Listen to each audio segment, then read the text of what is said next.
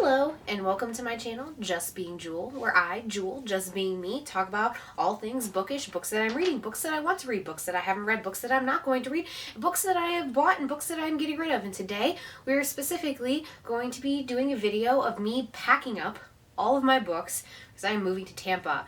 And while I'm packing them up, I'm going to decide which ones I don't want to bring with me.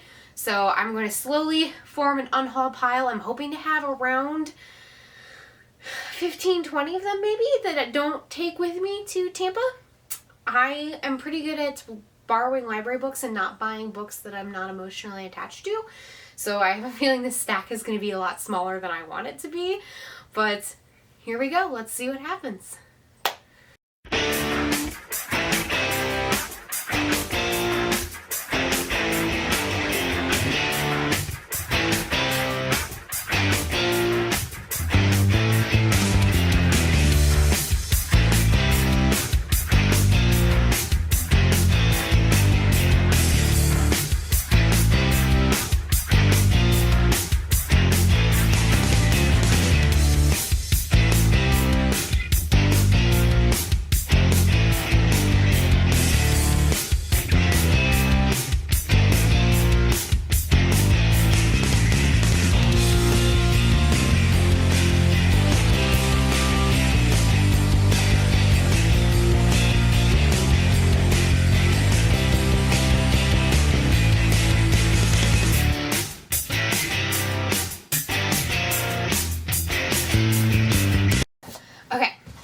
We got our first little stack of stuff that I plan to get rid of that I'm not keeping.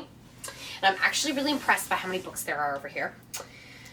So I have the entire First Wave trilogy in hardback. So I think I'm actually going to maybe take these to Half Price Books and see if I can get a little bit of spending money in Half Price Books before I go.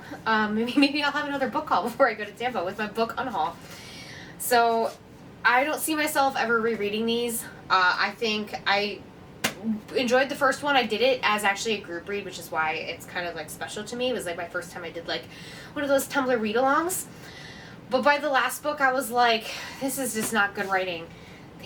The author changed their mind back and forth, back and forth, back and forth, and it felt like it didn't have like a real end. So getting rid of them, I'm never going to reread them again. And I know that. History of the World in 100 Objects. So I will say that this book, if you are a history nerd, is very interesting and fascinating. But it just didn't, I'm just not that much of a nerd for it to hold my attention. So I had to read it for a lot of school stuff. But besides the stuff that I read specifically for my college classes, like if I have reading time, I'm not going to find myself reading this. So I'm just going to get rid of it. I have Drop Dead Gorgeous, which is a zombie book that I read when I was like in high school. And I don't even remember what happens. And I remember that it wasn't great enough that I want to keep it and read it again. So get rid of that one. I have The Book Thief, which admittedly was a good book, but I don't see myself reading it again. So I'm not going to keep it. I'm going to get rid of it. J.K. Rowling's The Casual Vacancy. I was really unimpressed by this book, and I'm never going to read it again, so goodbye. And then finally, The Girl Who Played with Fire and The Girl Who Kicked the Hornet's Nest, which these are actually very good books. Liz Salander, I can't remember exactly how it's spelled or how it's said, was a very interesting and compelling character, and I enjoyed these books. They don't match, and I don't see myself picking them up again. So I also don't even have the original, The Girl with the Dragon Tattoo. So goodbye. If I decide that I want to read them again, I'll buy a nice matching trilogy that all go together. But in the meantime, I'm not taking them to Tampa with me. So that's the first stack. We've got 1, 2, 3, 4, 5, 6, 7, 8, 9. 9 books already. Granted, they were from my bottom shelf over here that is like the shelf that my rabbit can reach and occasionally can chew on. So clearly they must not have been that important to have been on the rabbit reachable shelf. So let's see if I can get up to 20. I think I might be able to after having gotten 9 just from one shelf. Let's keep going.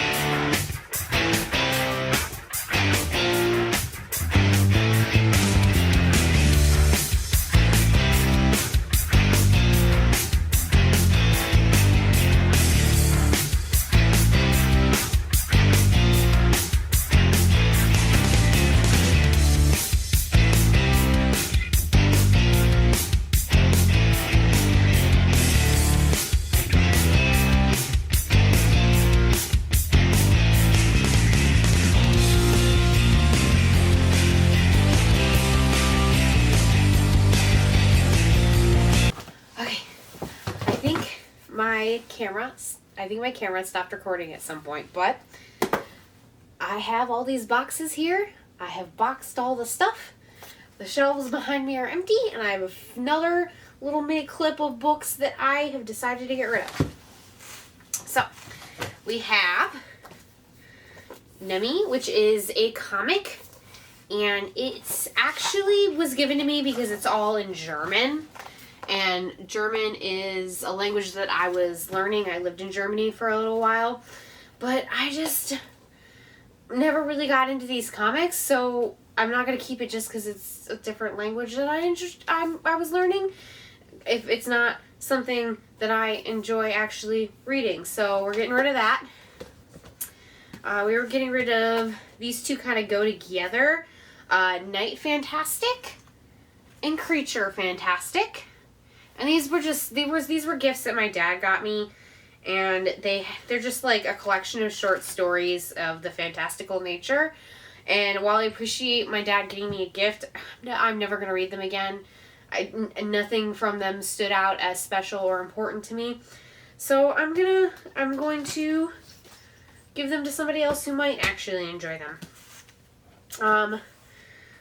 This is The Silent Blade by R.A. Salvatore. So he is a writer, or she, I'm not sure their gender, or they, are a writer that does D&D writing, and I love D&D, but I've not bothered to read any of the D&D books. So somebody, I believe, got this for me as a gift because they're like, oh, it's a D&D book, but I'm never going to read this. I think it's actually part of a series because it says New York Times best-selling saga continues, and I haven't read any of them, so I'm getting rid of it because I'm not going to read it.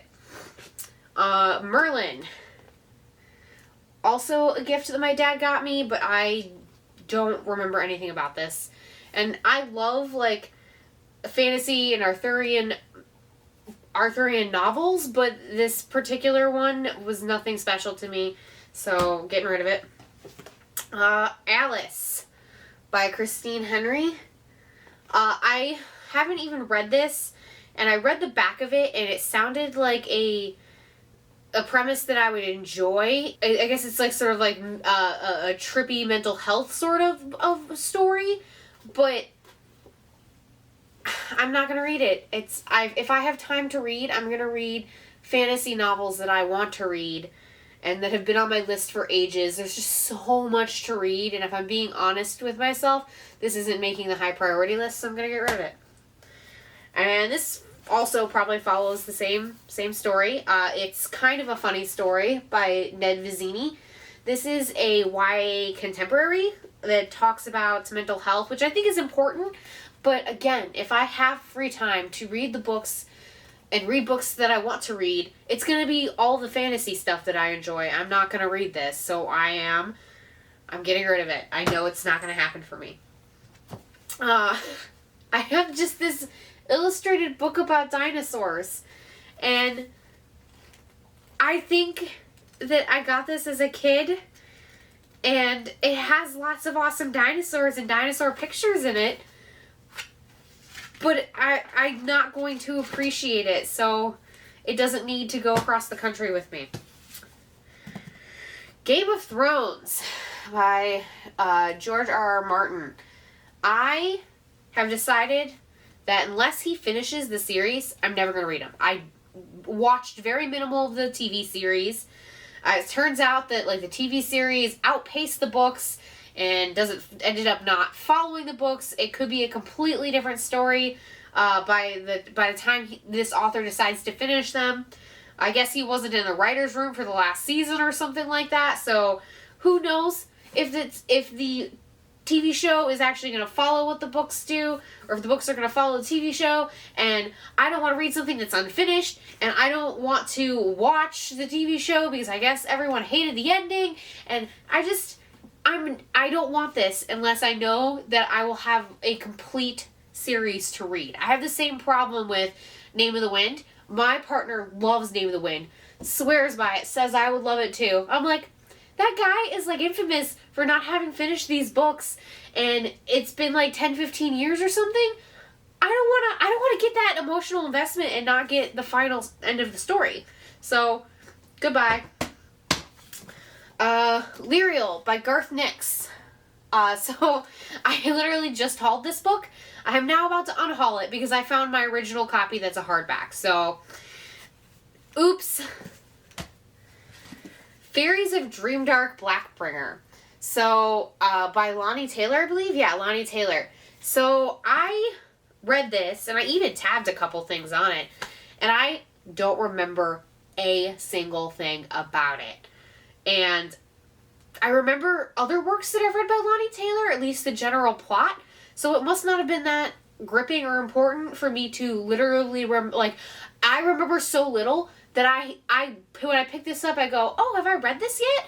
And I had to, flip through it and see that I tabbed stuff to go, I must have read it because I tabbed stuff, but I literally don't even remember reading it, let alone remember what it's about. So if it was that unimpressive to me, I can get rid of it. So that brings our grand total of my number of books that I am unhauling this time around to 20, the number I wanted to hit. So I'm really proud of myself that I managed to find actually exactly 20 books that I didn't feel an emotional attachment to and I felt like I could get rid of. That's really impressive for me, and I'm excited to not be taking these to Florida.